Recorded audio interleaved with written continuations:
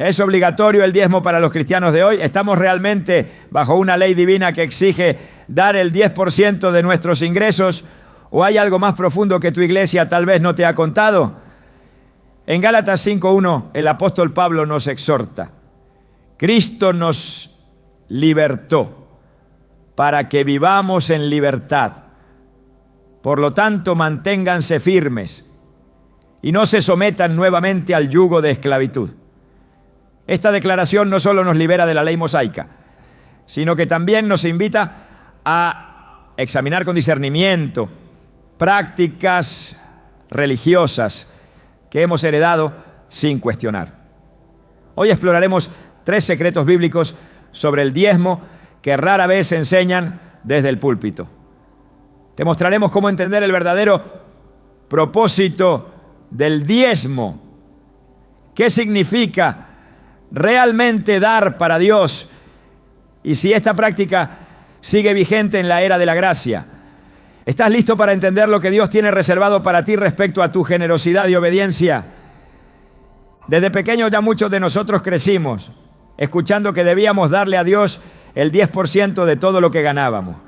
Algunos lo aprendieron en la escuela dominical, otros desde el púlpito, y no pocos lo sintieron como un mandato inquebrantable, casi como si de ello dependiera la bendición o la maldición sobre sus vidas.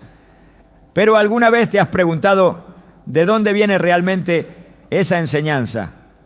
¿Quién estableció el diezmo y con qué propósito?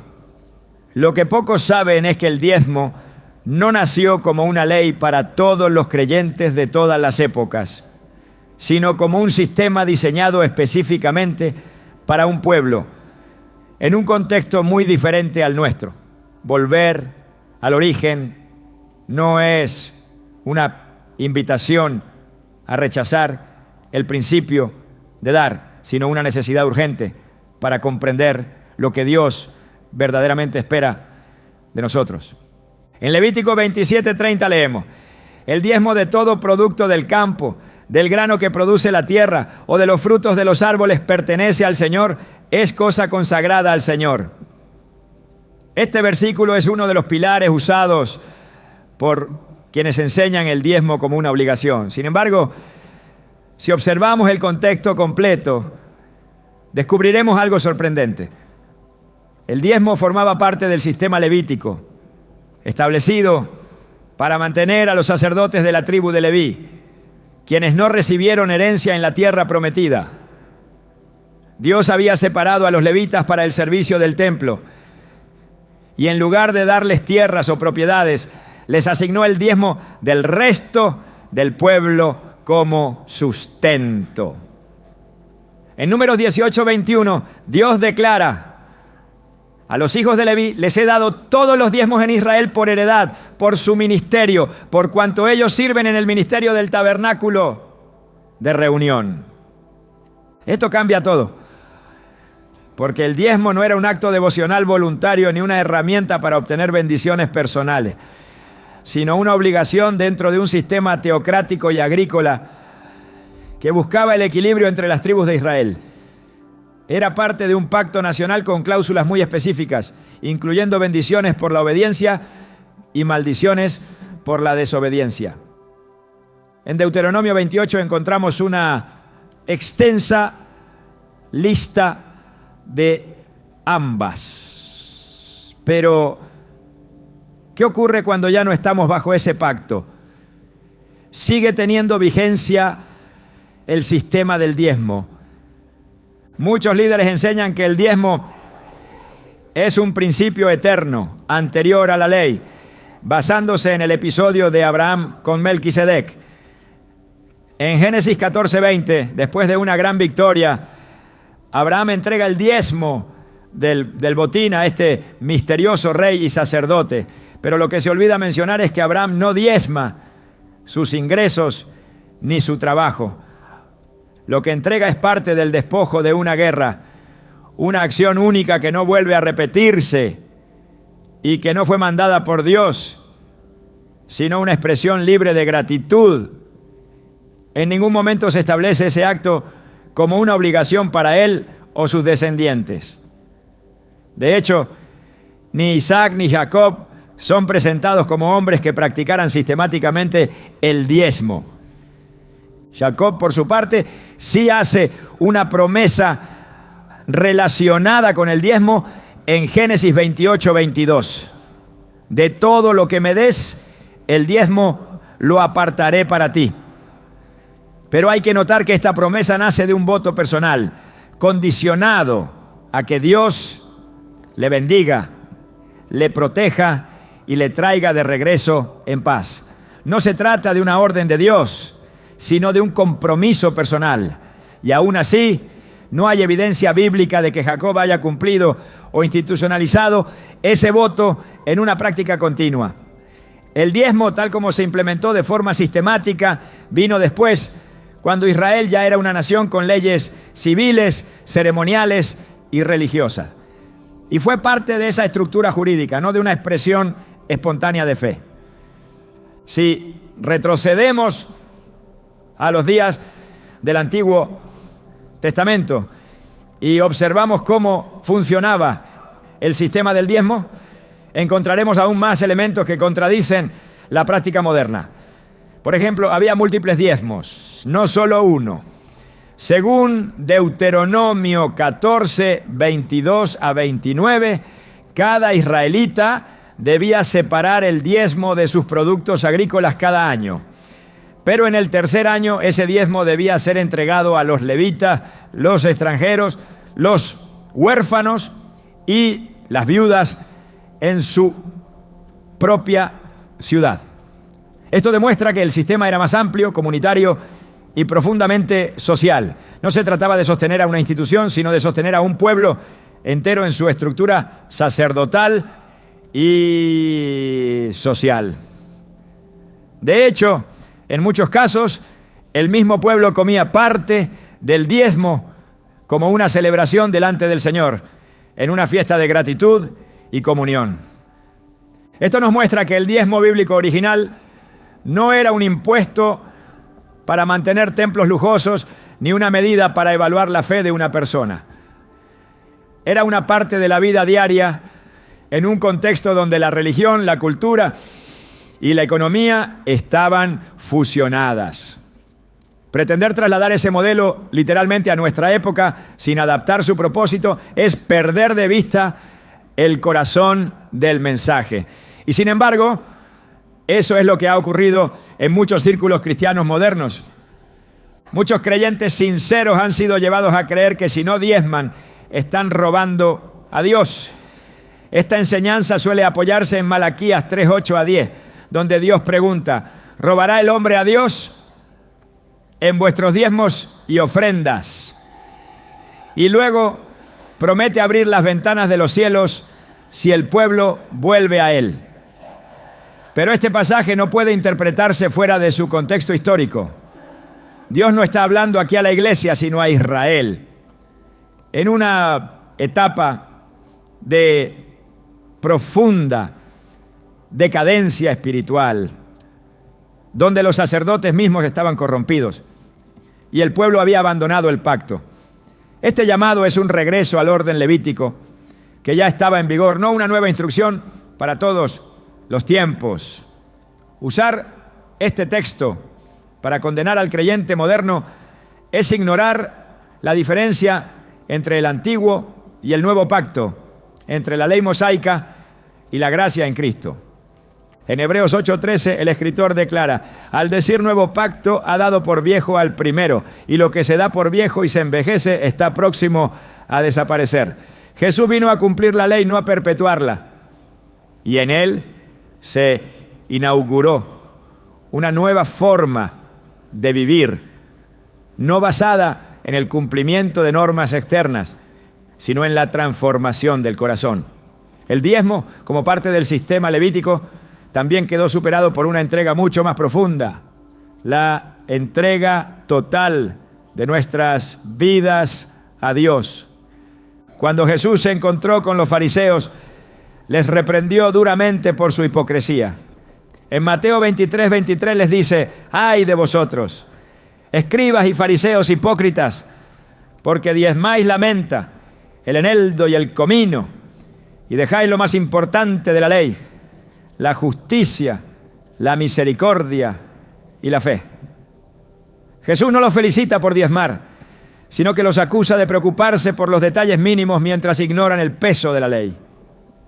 Su énfasis nunca estuvo en las prácticas religiosas vacías, sino en la transformación interna. Si bien menciona el diezmo como parte de la ley vigente en ese momento, también señala que lo más importante había sido dejado de lado. No podemos usar este versículo para justificar una práctica sistemática sin ver lo que Jesús realmente estaba confrontando. Lo que Dios siempre ha buscado es el corazón, no el porcentaje. Desde los tiempos de los profetas Él lo dejó claro.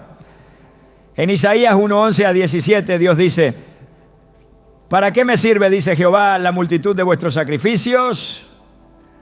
No traigáis más vana ofrenda. Luego añade: lavaos y limpiaos, quitad la iniquidad de vuestras obras. Esta es la esencia del mensaje. Dios no se complace en ritos si el corazón está lejos. Y lo mismo ocurre con el diezmo. No se trata de cuánto das, sino de cómo vives. No se trata de si depositas el 10%, sino de si tu vida entera le pertenece a Él. En los primeros siglos de la Iglesia no hay evidencia de que los cristianos practicaran el diezmo como una obligación. Lo que vemos en el libro de los Hechos es algo mucho más radical. En Hechos 4, 32 a 35 se nos dice que la multitud de los que habían creído era de un corazón y un alma, y ninguno decía ser suyo propio nada de lo que poseía, sino que tenían todas las cosas en común. Y más adelante, no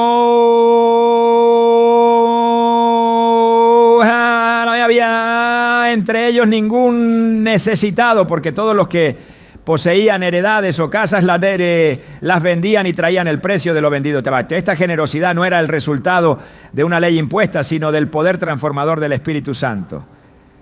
Esto nos lleva a una verdad esencial. Cuando el corazón es tocado por Dios, no se limita a dar el 10%. Da todo, da tiempo, talento, recursos, amor, compasión, perdón. No por temor a una maldición, sino por gratitud. No para ganar el favor divino, sino porque ya lo ha recibido. Y esa es la gran diferencia entre el antiguo y el nuevo pacto. Volver al origen del diezmo no es destruir su valor, sino restaurar su significado. Es comprender que no fue creado para controlarnos, sino para enseñar principios de generosidad, responsabilidad y cuidado mutuo. Es reconocer que ahora en Cristo no vivimos por imposiciones, sino por convicciones. Y que lo que Dios desea no es una décima parte de nuestras finanzas, sino toda nuestra vida en sus manos. Durante su ministerio terrenal, Jesús habló con claridad sobre muchos aspectos que tocaban la vida del ser humano: el corazón, la fe, el pecado, el perdón, el servicio, la humildad, el reino de Dios y también el dinero. Sin embargo, nunca instituyó el diezmo como una norma para sus discípulos. En su enseñanza no hay ningún momento donde se ordene, prescriba o refuerce el diezmo como requisito para entrar en el reino, recibir bendiciones o cumplir con la voluntad del Padre. Este silencio no es accidental, es revelador, porque en la figura de Cristo se inaugura una nueva era espiritual, una transformación del interior que supera las estructuras rígidas de la ley mosaica. Y el hecho de que el diezmo no forme parte del mensaje central de Jesús indica que su propósito no era reproducir el sistema religioso anterior, sino establecer una relación directa entre Dios y el corazón del creyente. Jesús predicó intensamente sobre la riqueza y el uso del dinero, no desde la perspectiva de porcentajes establecidos, sino desde la disposición del alma. En Mateo 6:21 dijo: porque donde esté tu tesoro, allí estará también tu corazón. Esta afirmación trasciende cualquier cálculo numérico. No le habló a sus seguidores de obligaciones externas, sino de una conexión interna que revela prioridades espirituales. El tesoro no está en la cantidad que se da, sino en el lugar donde reposa nuestra confianza. Para Jesús, el problema nunca fue cuánto damos, sino por qué lo damos, desde qué motivación interior y con qué actitud lo hacemos. Por eso, en lugar de establecer una fórmula, presentó un estándar más alto: entregar toda la vida a Dios. Un ejemplo claro de esta visión se encuentra en el episodio de la viuda que echó 2 moneditas en el arca del templo. En Marcos 12, 41 a 44, Jesús observa cómo los ricos daban grandes cantidades, pero luego señala a la viuda y declara que ella ha dado más que todos. No porque su suma fuera mayor, sino porque dio todo lo que tenía. Aquí Jesús no alaba una décima parte, sino la entrega total, sincera, sin reservas. En este acto se revela el principio que rige la economía del reino. El valor no está en la cantidad, sino en la medida del sacrificio, en el desprendimiento, en la confianza absoluta en la provisión divina. Otro momento revelador ocurre cuando Jesús llama al joven rico. Este hombre, que había cumplido los mandamientos desde su juventud, se acerca preguntando qué más debía hacer para heredar la vida eterna. En Marcos 10, 21, Jesús le responde: una cosa te falta. Anda, vende todo lo que tienes y dalo a los pobres, y tendrás tesoro en el cielo. Y ven, sígueme. Esta exigencia no está vinculada al diezmo. Jesús no le pidió el 10%, le pidió el todo. Porque en el reino lo que importa no es una fracción legalista, sino la disposición radical del alma para renunciar a todo lo que impida una comunión plena con Dios. El joven se fue triste porque tenía muchas posesiones.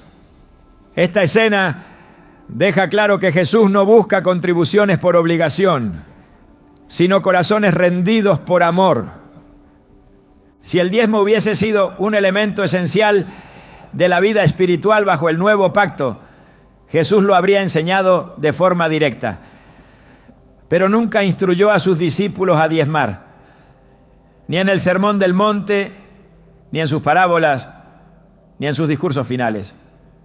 Lo que sí hizo fue hablar sobre generosidad, sobre dar con alegría, sobre compartir con el necesitado, sobre la imposibilidad de servir a Dios y a las riquezas al mismo tiempo. En Mateo 6:24 dice: nadie puede servir a 2 señores. No podéis servir a Dios y a las riquezas. Esta enseñanza no establece porcentajes, sino prioridades. La fidelidad a Dios no se mide en décimas, sino en entrega total. Cuando Jesús denunció a los fariseos, usó el tema del diezmo como un ejemplo de su hipocresía. En Mateo 23:23 declaró: ay de vosotros, escribas y fariseos hipócritas, porque diezmáis la menta, el eneldo y el comino, y dejáis lo más importante de la ley, la justicia, la misericordia y la fe. Algunos han interpretado este versículo como una validación del diezmo, pero en realidad es una denuncia. Jesús los confronta por aferrarse a las minucias externas mientras descuidaban lo que realmente importa. El peso de sus palabras no recae en la práctica del diezmo, sino en el olvido de lo esencial: justicia, misericordia y fe. Esas son las marcas del verdadero discípulo. El enfoque no está en lo que se entrega, sino en el espíritu con el que se vive. La crítica de Jesús revela que las prácticas externas, incluso las correctas, pueden estar vacías si no están acompañadas de una transformación interna. El mensaje del reino fue diseñado para cambiar el corazón, no para imponer rituales. Jesús enseñó que todo lo que damos debe nacer del amor, no de la presión. En Lucas 6:38 dijo: dad y se os dará. Medida buena, apretada, remecida y rebosando, darán en vuestro regazo. Porque con la misma medida con que medís, os volverán a medir. Esta promesa no está sujeta a una ley específica de porcentajes. Es una ley espiritual de reciprocidad basada en la actitud generosa del corazón. Jesús apelaba a una entrega libre, desinteresada, profunda. En ningún momento ató esta promesa a un sistema obligatorio de diezmos. Más bien, habló de una medida espiritual, una forma de vida que da con alegría y sin cálculo. El modelo de vida que Jesús propuso fue radical. No dejó instrucciones sobre templos físicos ni sobre estructuras religiosas complejas. Llamó a sus seguidores a vivir en humildad, en servicio, en desprendimiento. Los envió sin alforja ni bolsa, dependiendo por completo de la provisión divina. En Mateo 19:10 les dijo: no os proveáis de oro, ni plata, ni cobre en vuestros cintos, ni de alforja para el camino, porque el obrero es digno de su sustento. Este principio refleja un estilo de vida opuesto al materialismo. Los discípulos no vivían bajo un esquema financiero sistematizado, sino en una dinámica de fe, donde cada necesidad era suplida por la mano de Dios y cada provisión era compartida entre hermanos. En toda su enseñanza, Jesús nunca estableció el diezmo como obligación. Lo que sí hizo fue exaltar la mayordomía fiel, la entrega generosa, el desapego de las riquezas y la confianza absoluta en el Padre Celestial. En Mateo 6:33 resumió esta visión: buscad primeramente el reino de Dios y su justicia, y todas estas cosas os serán añadidas. En este mandato no hay espacio para el temor económico ni para la manipulación.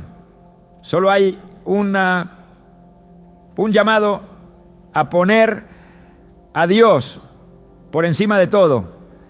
Jesús no delegó a sus seguidores una ley de porcentaje. Les entregó una vida guiada por el Espíritu. Si el diezmo fuera una parte esencial del Evangelio, los evangelios lo repetirían con énfasis, pero no es así. El silencio de Jesús sobre este tema, lejos de ser una omisión, es una declaración. Porque lo que se inauguró con Cristo no fue una repetición del antiguo sistema, sino una nueva forma de vivir, donde cada área del ser humano es rendida por completo al señorío de Dios. Lo que antes era una norma externa, ahora se convierte en una respuesta voluntaria, libre y guiada por una relación viva con el Padre. El mensaje de Jesús rompe con las estructuras religiosas que buscan imponer cargas sin transformar el corazón. En Mateo 11:28-30 dijo: venid a mí todos los que estáis trabajados y cargados, y yo os haré descansar. Mi yugo es fácil y ligera mi carga.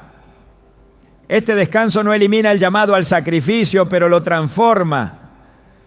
Ya no se trata de cumplir normas para agradar a Dios, sino de vivir en comunión con Él, dejándonos guiar por su voz y su gracia.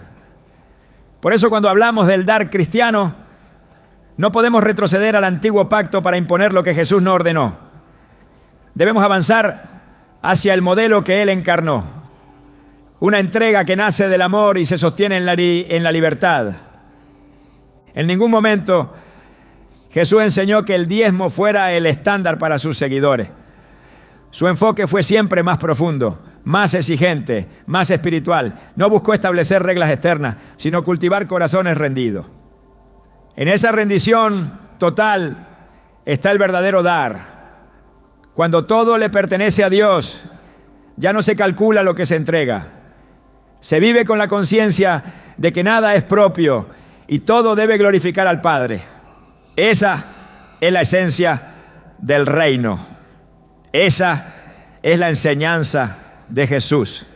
Ahora que hemos visto que el Maestro nunca impuso el diezmo como mandato para sus discípulos, debemos avanzar un paso más. La iglesia primitiva, guiada por el Espíritu Santo, tampoco enseñó el diezmo como una norma. En su lugar, reveló un modelo de generosidad viva, espontánea y poderosa. Esa será la base de la tercera parte de nuestro recorrido. La transición del Antiguo al Nuevo Testamento no fue una simple evolución doctrinal, sino un cambio radical en la forma de entender la relación entre Dios y el ser humano. Con la llegada del Espíritu Santo, los discípulos no solo recibieron poder para predicar, sanar y testificar, sino también para vivir una vida completamente guiada desde dentro. En ese nuevo mover espiritual, el dar dejó de ser una imposición externa y se convirtió en una expresión espontánea de obediencia nacida en lo profundo del corazón. El modelo económico de la iglesia primitiva no estuvo sustentado por normas rituales, sino por convicciones internas encendidas por la gracia. Desde el primer momento, el libro de los Hechos muestra cómo los seguidores de Cristo vivían un tipo de generosidad que no puede explicarse por ley ni tradición. En Hechos 2:44 a 45 se nos dice: todos los que habían creído estaban juntos y tenían en común todas las cosas, y vendían sus propiedades y sus bienes y los repartían a todos según la necesidad de cada uno. No hay ninguna referencia al diezmo. No hay instrucciones que los obligaran a desprenderse de sus posesiones. Lo que se observa es una comunidad transformada por la presencia del Espíritu, dispuesta a renunciar incluso a sus comodidades por amor a los demás. Este tipo de entrega no puede ser forzada ni estructurada. Solo puede surgir en corazones regenerados por la obra redentora de Cristo. La generosidad de los creyentes en los primeros días de la iglesia no se regulaba por el calendario ni por porcentajes fijos. Su impulso era espiritual, no legal. Se daban cuenta de que ya no eran dueños de nada, porque todo lo que tenían había sido redimido por la sangre de Cristo. En Hechos 4:32 a 35 se nos describe otra escena impactante. La multitud de los que habían creído era de un corazón y un alma, y ninguno decía ser suyo propio nada de lo que poseía, sino que tenían todas las cosas en común. Este pasaje revela la profundidad de la unidad y el desprendimiento. No se menciona la obligación de diezmar, porque el principio que gobernaba no era el de cumplir una regla, sino el de responder al llamado del amor.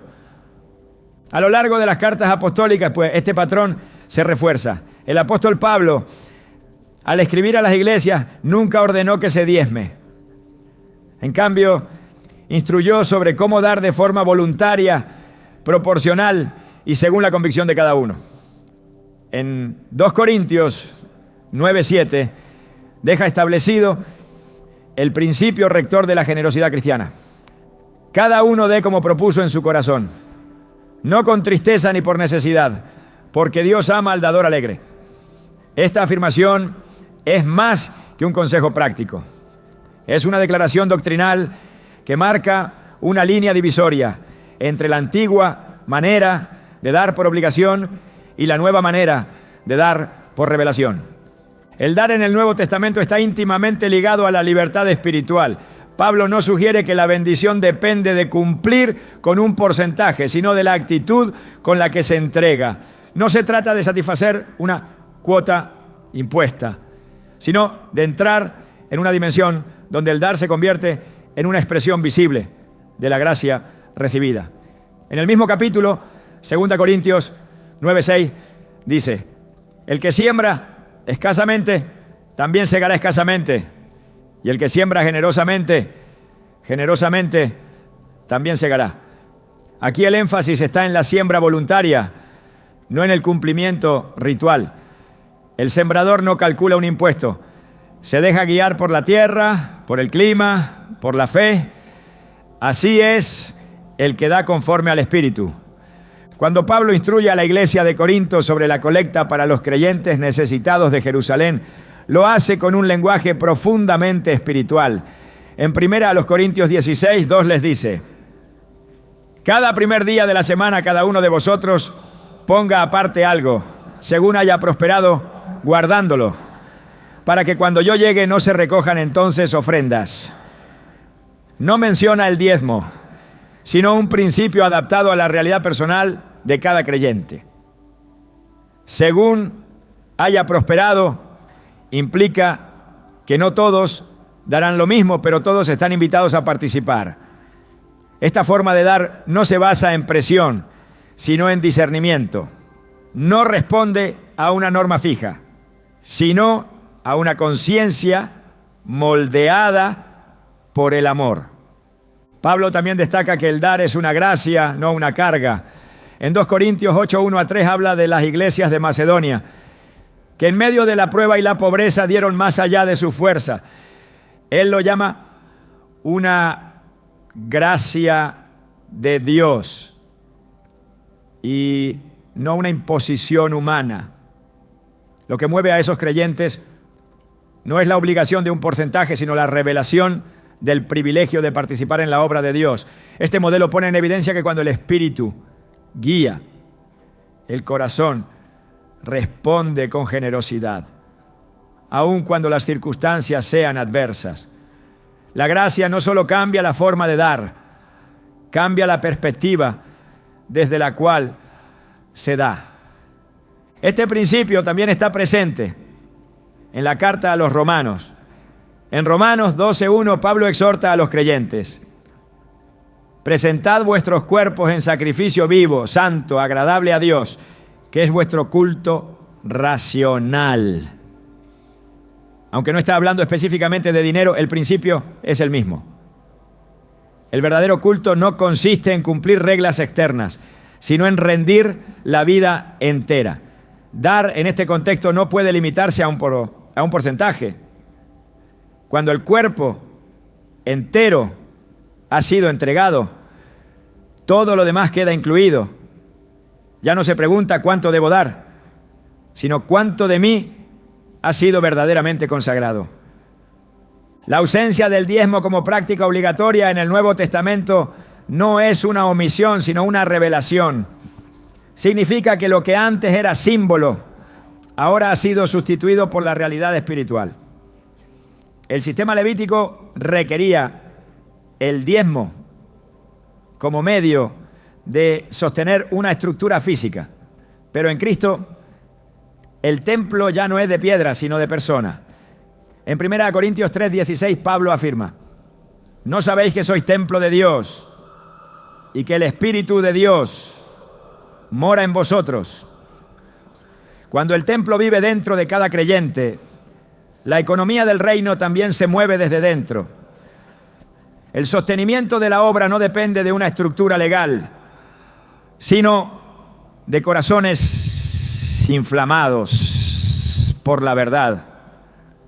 En ninguna de sus cartas, Pedro, Santiago, Juan ni Judas hacen referencia al diezmo como un mandato para la iglesia. Su silencio coincide con el modelo que Cristo dejó.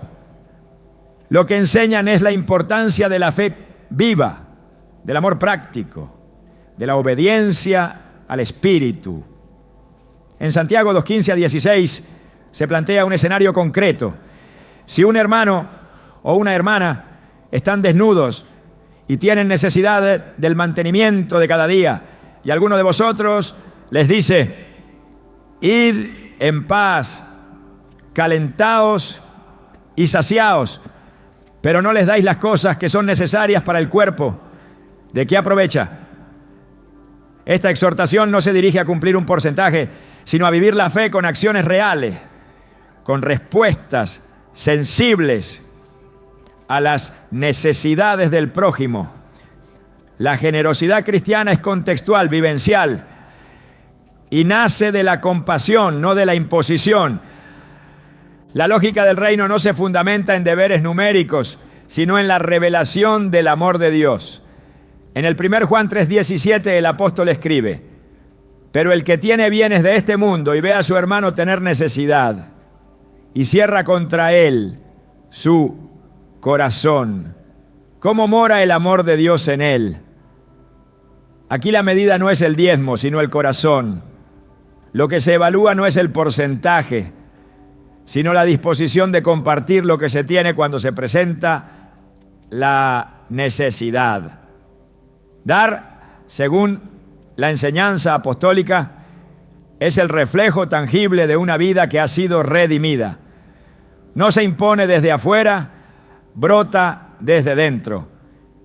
El modelo neotestamentario de dar redefine por completo la relación del creyente con sus bienes.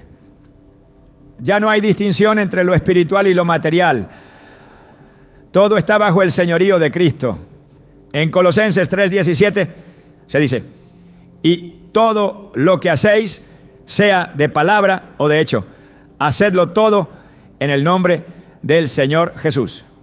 Esto incluye lo que se ofrece, lo que se guarda, lo que se administra. El cristiano no se guía por porcentajes impuestos, sino por la voz del Espíritu que habita en él. Cada decisión de dar se convierte en un acto de adoración, cada gesto de generosidad en una proclamación del Evangelio. Este nuevo modelo no anula la práctica de dar, sino que la transforma. No se trata de menos entrega, sino de una entrega más completa, más intencional, más profunda. La libertad en Cristo no es una excusa para la negligencia, sino un llamado a la madurez espiritual. Pablo lo resume en Gálatas 5:13. Porque vosotros, hermanos, a libertad fuisteis llamados, solamente que no uséis la libertad como ocasión para la carne, sino servíos por amor los unos a los otros. Esta libertad no desconecta al creyente de la responsabilidad.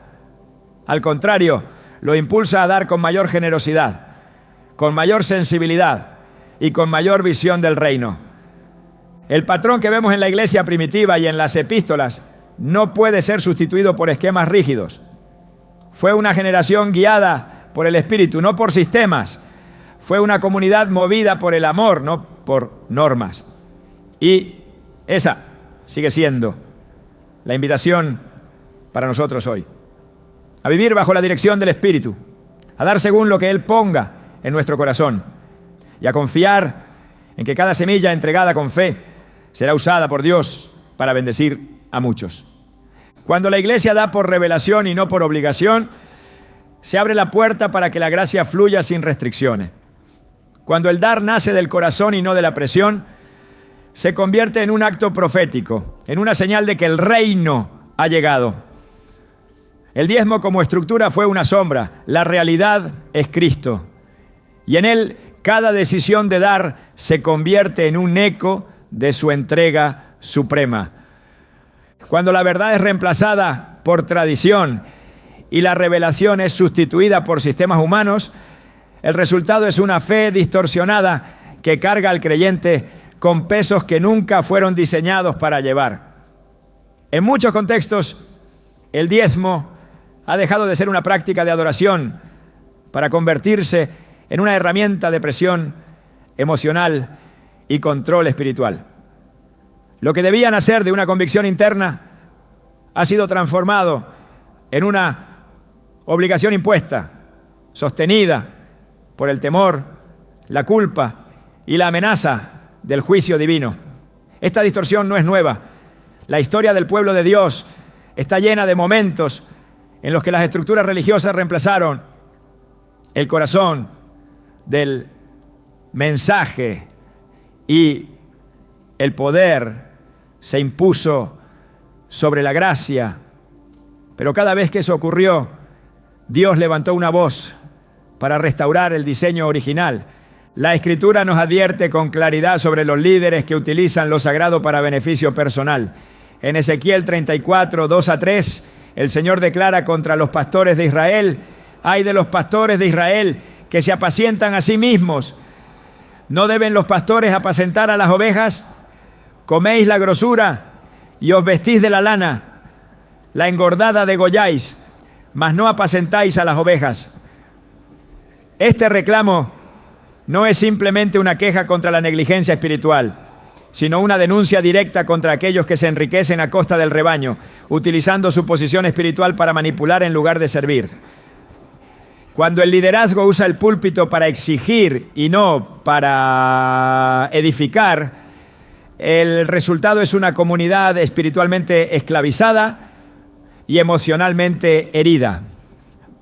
Uno de los errores más graves en la enseñanza moderna sobre el diezmo es presentar a Dios como un cobrador celestial que bendice solo si se paga una cuota. Se cita constantemente Malaquías 3:10 como una amenaza. Traed todos los diezmos al alfolí y probadme ahora en esto, si no os abriré las ventanas de los cielos.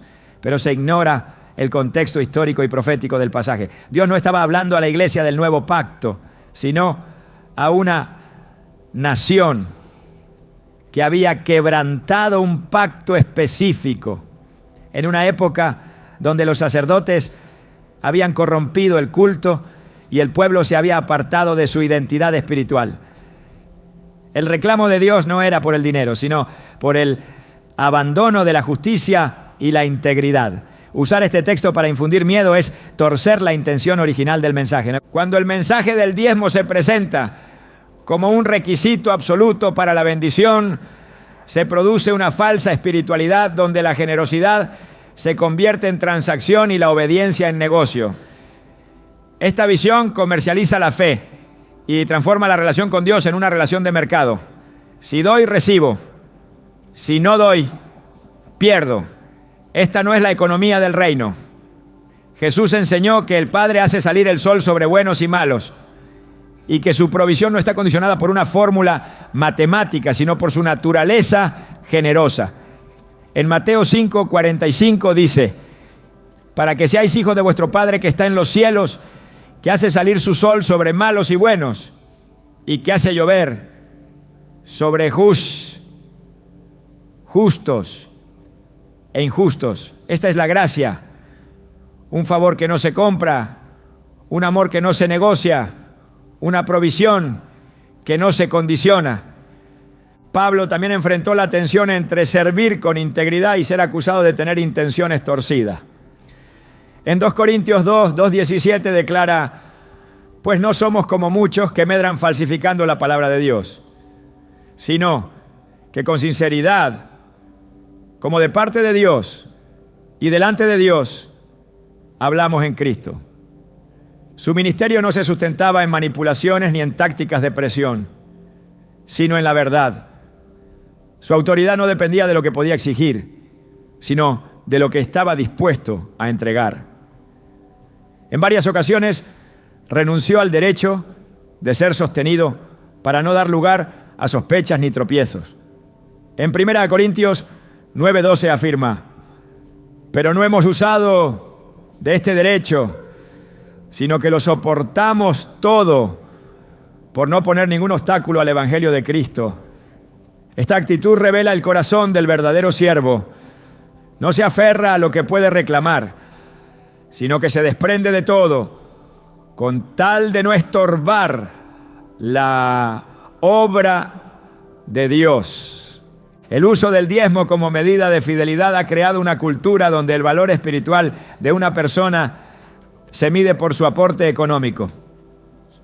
Esto contradice el Evangelio, que valora la fe, la obediencia y el amor como frutos del Espíritu.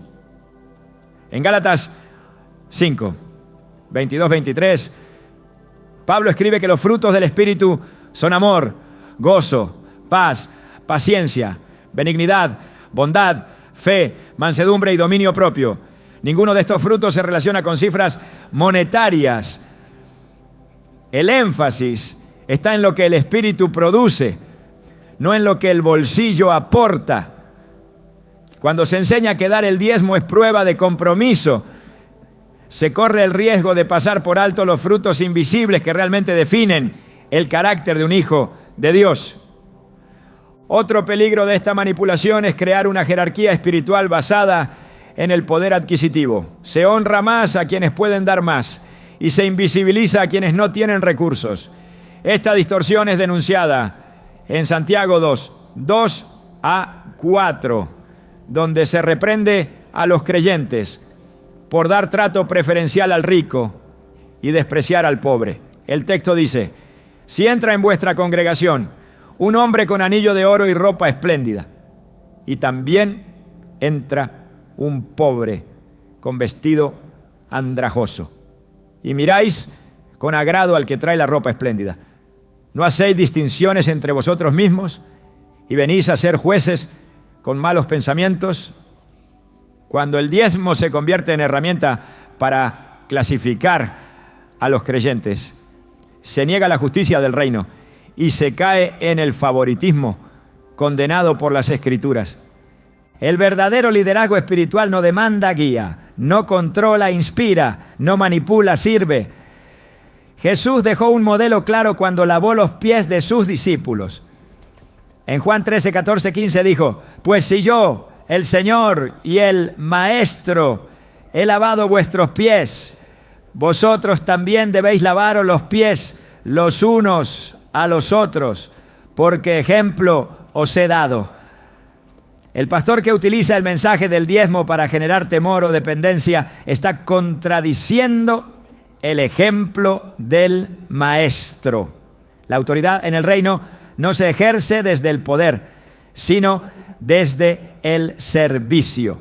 No se basa en lo que se puede extraer del pueblo, sino en lo que se está dispuesto a sacrificar por él. Cuando el pueblo de Dios es instruido a dar por revelación, el resultado es libertad. Pero cuando se le presiona a dar por imposición, el resultado es esclavitud. El apóstol Pablo, al escribir a los Gálatas, les advierte contra los que quieren regresar a las reglas del pasado. En Gálatas 5:1 declara: estad pues firmes en la libertad con que Cristo nos hizo libres, y no estéis otra vez sujetos al yugo de esclavitud. Esta libertad no es anarquía, es madurez espiritual. No niega el llamado a la generosidad, lo profundiza. No rechaza el dar, lo eleva a una dimensión donde cada acto de entrega nace del amor, no de la coacción. La iglesia que manipula el mensaje del diezmo para obtener control pierde autoridad espiritual. Puede ganar dinero, pero pierde la presencia. Puede construir templos, pero no forma discípulos. Puede llenar auditorios, pero vacía corazones. La fidelidad no se mide por lo que se exige, sino por lo que se modela. La comunidad cristiana debe ser un espacio donde la verdad se enseña con integridad, donde la fe no se condiciona a la economía y donde cada miembro es valorado por lo que es en Cristo, no por lo que puede aportar. El problema no está en enseñar principios de mayordomía, sino en imponer normas que Cristo no instituyó. La manipulación comienza cuando se presentan mandatos humanos como ordenanzas divinas. Jesús denunció esto con dureza en Mateo 15:9. Pues en vano me honran, enseñando como doctrinas mandamientos de hombres. Cuando el mensaje del diezmo se eleva al nivel de doctrina esencial, se está reemplazando la palabra viva por estructuras que carecen de respaldo apostólico. El resultado es una iglesia que vive en temor, no en libertad, que da por obligación, no por revelación, que sirve por miedo, no por amor. El Espíritu Santo no manipula, convence, no amenaza, ilumina, no obliga, transforma. Por eso, cuando una enseñanza espiritual se sostiene en el miedo, se debe examinar su origen. En 2 Timoteo 1:7, Pablo afirma: porque no nos ha dado Dios espíritu de cobardía, sino de poder, de amor y de dominio propio. El mensaje del reino produce poder interior, no dependencia externa. Cultiva un amor que actúa, no un temor que paraliza. Despierta dominio propio, no sumisión ciega. Cualquier enseñanza que socava estos frutos debe ser confrontada con la verdad del Evangelio. Dios no necesita ser convencido para bendecir. Él es generoso por naturaleza. En Santiago 1:17 se nos dice: toda buena dádiva y todo don perfecto desciende de lo alto, del Padre de las luces. La bendición no es una moneda de cambio, es una expresión del carácter de Dios. Cuando se enseña que la bendición depende exclusivamente del cumplimiento del diezmo, se está promoviendo una imagen distorsionada del Padre. Se le presenta como un comerciante, no como un redentor, como un cobrador, no como un dador. Esta imagen no solo hiere la fe, sino que aleja a las personas de una relación auténtica con Dios. El Evangelio es un llamado a la verdad, y donde hay verdad, hay libertad. Jesús lo expresó en Juan 8:32. Conoceréis la verdad y la verdad os hará libre. La verdad libera del engaño, del temor y de las cargas impuestas por sistemas humanos. Libera del legalismo y de la manipulación. Libera para vivir por fe, para dar por convicción, para servir con gozo. La verdad revela que en Cristo no hay necesidad de comprar el favor divino, porque ese favor ya fue entregado gratuitamente en la cruz. El verdadero mensaje del reino no se impone, se revela, y cuando es revelado, transforma. El llamado hoy no es a abandonar la generosidad, sino a purificar su motivación, a dejar atrás la estructura que obliga y abrazar la voz que guía. Porque cuando el dar fluye del Espíritu, produce gozo, libertad y plenitud. Y donde hay libertad, hay presencia. Donde hay presencia, hay transformación. Y donde hay transformación, el reino avanza sin necesidad de imposición. El mensaje de Jesús nunca fue de mínimos. Su llamado no se limitó a un cumplimiento externo ni a una serie de requisitos para alcanzar lo justo. Cristo siempre apuntó al todo, a una entrega sin reservas, a un corazón tan transformado por el amor de Dios que no pregunta cuánto debe dar, sino cuánto más puede entregar. Cuando el corazón ha sido renovado por la gracia, el diezmo ya no es un techo, sino apenas el piso de una vida de generosidad. Los primeros cristianos no necesitaban que nadie les impusiera un porcentaje. Ellos entendieron por revelación que todo lo que tenían ya no les pertenecía. En Hechos 4:34 a 35, el testimonio de aquella comunidad es contundente. No había entre ellos ningún necesitado, porque todos los que poseían heredades o casas las vendían y traían el precio de lo vendido y lo ponían a los pies de los apóstoles, y se repartía a cada uno según su necesidad.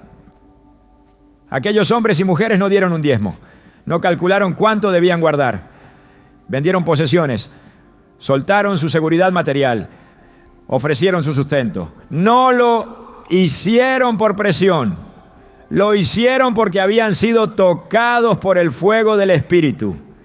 La transformación del corazón no produce una actitud de retención, sino de entrega.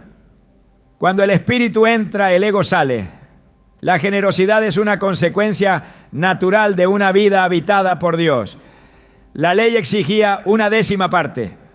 La gracia, en cambio, despierta una respuesta proporcional al amor recibido. No se trata de una fórmula, se trata de una vida rendida. Y donde hay rendición verdadera, hay libertad para dar sin límites. Jesús dijo en Lucas 6:38, dad y se os dará. Medida buena, apretada, remecida y rebosando darán en vuestro regazo. La bendición prometida no está ligada a un número, sino a una medida que fluye desde el corazón. Esta medida no es uniforme. Cada uno da según lo que ha recibido. Y quien ha recibido abundantemente de la misericordia no puede responder con reservas. Dar más del diezmo no es una obligación, es una consecuencia de haber visto al Dios que no escatimó a su propio Hijo. Pablo enseñó este principio con claridad a los corintios. En 2 Corintios 9, 6 a 7 escribió: el que siembra escasamente también segará escasamente, y el que siembra generosamente, generosamente también segará. Cada uno dé como propuso en su corazón. La siembra no está limitada a una décima parte. No se trata de cumplir con una cuota. Se trata de entrar en la economía del reino, donde la generosidad genera fruto y la fe produce abundancia. La semilla que se planta con fe será multiplicada por la mano de Dios.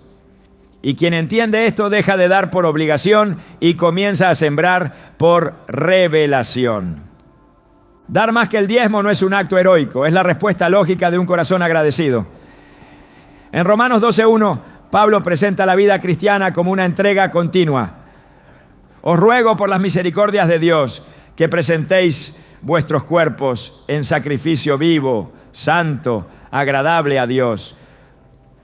El sacrificio no es solo financiero, es total, es el tiempo, los talentos, los recursos, los sueños, todo se presenta, todo se consagra, todo se pone al servicio del reino. El dar se convierte en una extensión de la adoración, ya no es una transacción, es una entrega. La iglesia madura no pregunta cuánto es lo mínimo, pregunta cuánto puede contribuir a la obra. No calcula porcentajes, discierne necesidades. No se limita por una regla, se expande por un fuego interior. En Filipenses 4:17, Pablo reconoce el aporte de la iglesia de Filipo, pero aclara algo crucial. No es que busque dádivas, sino que busco fruto que abunde en vuestra cuenta. La motivación no es la necesidad económica del apóstol, es la oportunidad espiritual del creyente. Cuando alguien da más que el diezmo desde un corazón transformado, está acumulando fruto eterno. Está participando del avance del reino con sus recursos, su esfuerzo y su generosidad. El creyente que ha sido tocado por la gracia no necesita ser motivado por temor ni manipulado con promesas materiales. La mayor recompensa ya le fue dada. Cristo mismo. En Él están escondidos todos los tesoros de la sabiduría y el conocimiento. En Él tenemos todo lo necesario para vivir en piedad. Por eso cuando damos, no lo hacemos para recibir algo a cambio. Lo hacemos porque ya recibimos lo más grande, la salvación, el perdón, la vida eterna. En 1 Timoteo 6:17-19, Pablo exhorta a los ricos en este siglo a que no pongan su esperanza en las riquezas, sino en Dios. Luego les dice que hagan bien, que sean ricos en buenas obras, dadivosos, generosos, atesorando para sí buen fundamento para lo porvenir. La verdadera riqueza no está en acumular, sino en sembrar, no en retener, sino en compartir. Quien ha sido iluminado por esta verdad no limita su entrega, la expande, la diversifica, la convierte en estilo de vida. El dar, cuando fluye desde un corazón transformado, se vuelve espontáneo, constante y alegre. No espera campañas ni colectas, no necesita sermones que presionen. Nace de una conciencia continua de mayordomía. Todo lo que soy, todo lo que tengo, le pertenece al Señor. Esta actitud no depende del monto, depende de la disposición. Jesús elogió a la viuda que dio 2 monedas porque dio todo lo que tenía.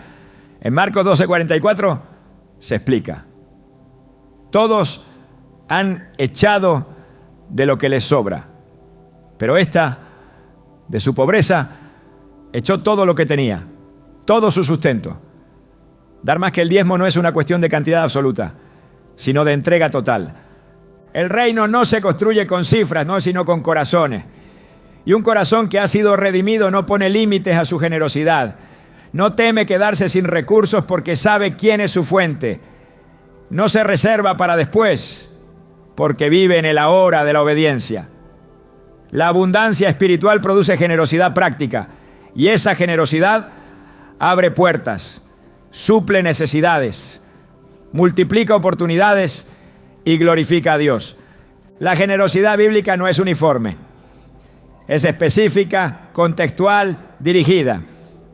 En 2 Corintios 8, Pablo describe cómo los macedonios, en profunda pobreza, abundaron en riquezas de generosidad. No dieron porque tenían, dieron porque estaban llenos de gracia. Y luego dice algo revelador en el versículo 5. No como lo esperábamos, sino que asimismo se dieron primeramente al Señor y luego a nosotros, por la voluntad de Dios. Aquí está el secreto. Antes de entregar bienes, entregaron su ser. Y cuando alguien se entrega por completo, el resto fluye con naturalidad. Dar más que el diezmo no es una estrategia financiera, es una manifestación del reino, es el fruto de una mente renovada, es la respuesta de un corazón agradecido, es la acción visible de una fe invisible. No hay necesidad de coerción, no hay espacio para la retención. La transformación interior produce un estilo de vida donde dar es parte del respirar espiritual. Porque donde está el Espíritu del Señor hay libertad. Y esa libertad incluye la libertad para dar sin reservas. Cristo no dio el diezmo de su sangre, lo dio todo. No ofreció una parte de sí mismo, se entregó por completo. Y quienes han sido alcanzados por ese sacrificio no viven a medias.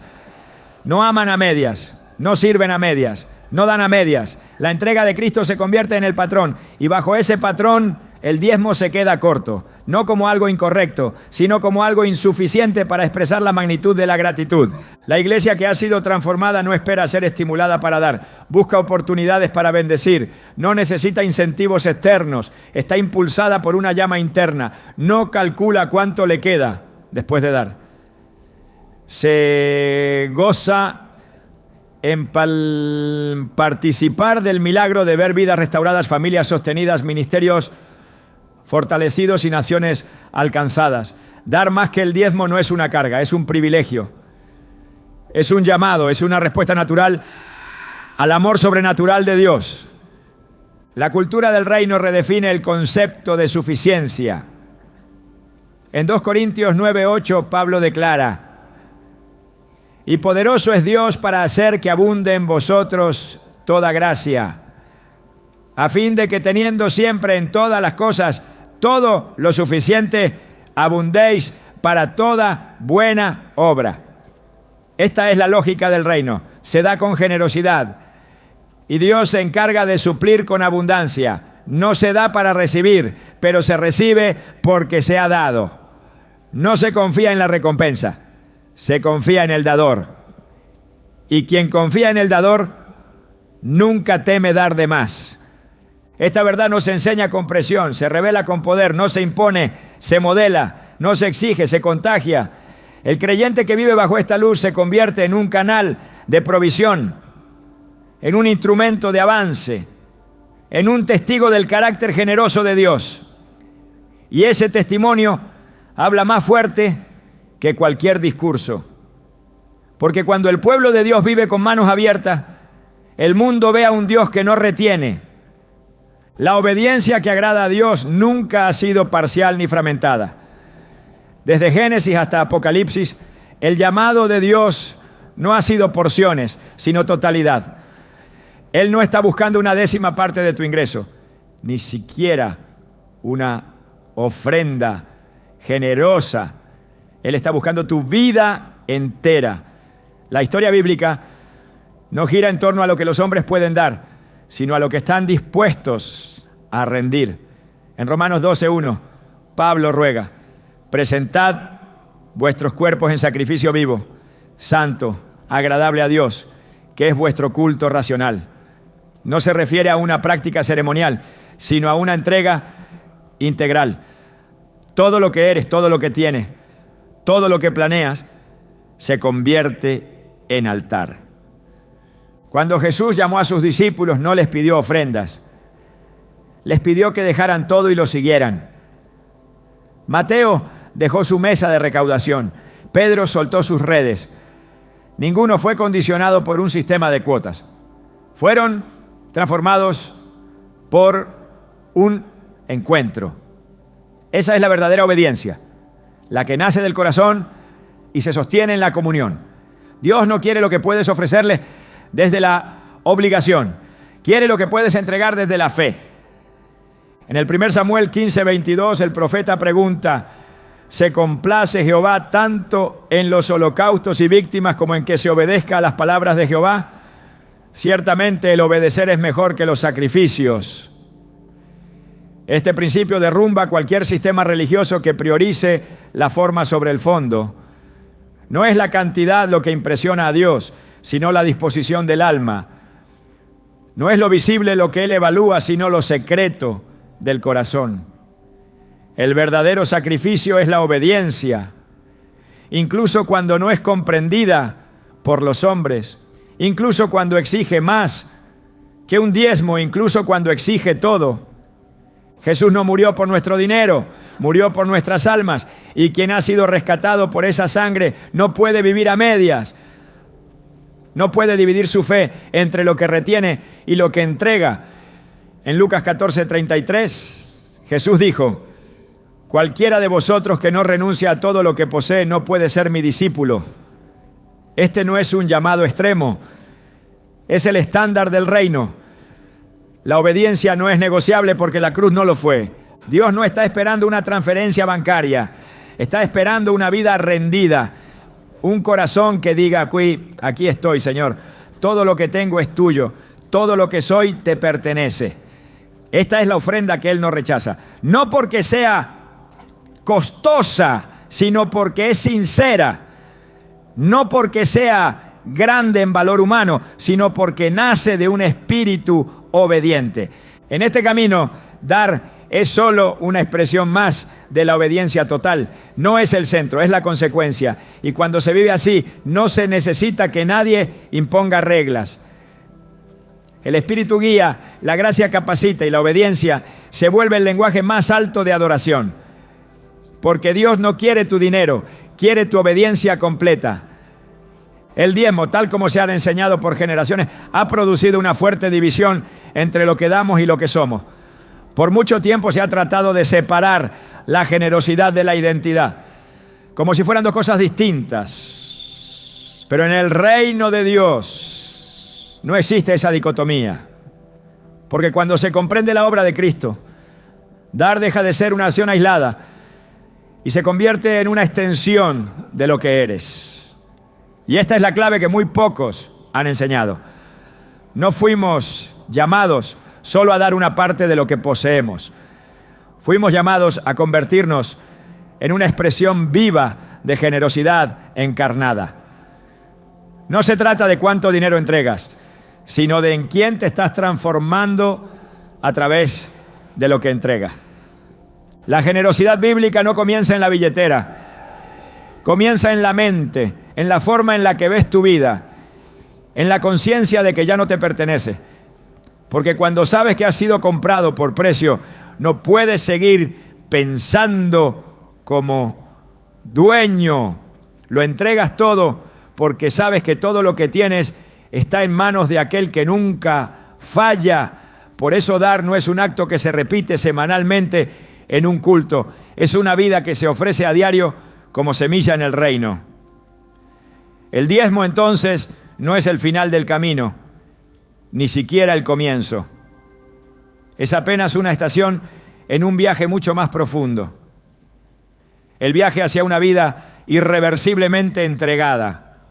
Y cuando una vida es entregada, se convierte en un testimonio. No un testimonio para que otros admiren, sino para que otros despierten. Una iglesia que ha sido liberada de estructuras impuestas y ha entrado en la dinámica del dar por revelación, ya no necesita motivaciones externas. Camina con el corazón encendido por el fuego de la verdad. Ya no calcula si debe dar antes o después de impuestos, si debe hacerlo en efectivo o en transferencia. Su única pregunta es: ¿cómo puedo reflejar mejor el amor que me salvó? Esa es la pregunta que transforma cualquier conversación sobre finanzas en una conversación sobre fe. Y es ahí donde la iglesia vuelve a ser peligrosa para el infierno. Cuando deja de depender de fórmulas y vuelve a depender del Espíritu. Cuando abandona las viejas estructuras y camina en la frescura de la obediencia. Cuando deja de decir: esto es mío, y empieza a vivir: todo es tuyo, Señor. Esa iglesia no solo sostiene templos, sostiene familias, comunidades, generaciones. No porque haya sido obligada a dar, sino porque fue liberada para sembrar. No porque se le impuso una regla, sino porque se le reveló una verdad. El diezmo como sistema ha sido debatido, defendido, distorsionado, pero el llamado de Dios nunca ha sido al sistema, ha sido al corazón, porque el que tiene el corazón tiene todo lo demás. Y cuando ese corazón entiende quién es, no necesita otra ley. Vive para dar, vive para servir, vive para reflejar al único que lo dio todo primero. Así es como termina el debate, no con argumentos, con transformación, no con una cantidad, con una identidad. Porque cuando el creyente descubre qué es la ofrenda, ya no necesita instrucciones para entregar, solo necesita caminar con aquel que lo entregó todo.